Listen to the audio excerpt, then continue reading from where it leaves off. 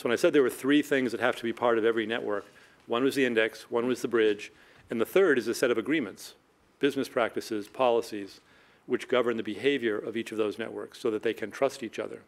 And it turns out almost anyone you talk to in this work will tell you the biggest single issue is trust. Business trust, consumer to system trust, doctor to system trust, patient to doctor trust. And the question is, how do you create trust in a new network where there's a lot of suspicion among the public that this is a very vulnerable environment to put your sensitive health information on? The answer, we think, at least a starting point answer, is to have rules that are widely understood by the public and by the users of the system, and that are contractually, at least, perhaps statutorily, maybe Mike Zamor can talk about that, but are at least contractually agreed to by all the parties.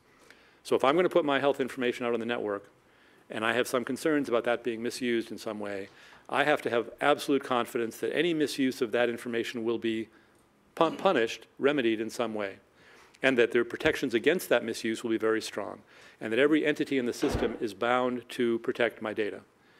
I can't have it floating out there not knowing who might end up with their hands on it. Now, obviously, you all know that HIPAA is a set of federal regulations now which govern some uses of some of my health information. But one of the challenges in the personal health record arena we're going to talk about today is that HIPAA does not govern many of the players working in this arena.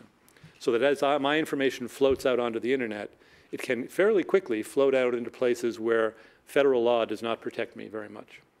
And that's again, one of the Congressman Kennedy's bill specifically addresses that, and you may want to talk about that some later.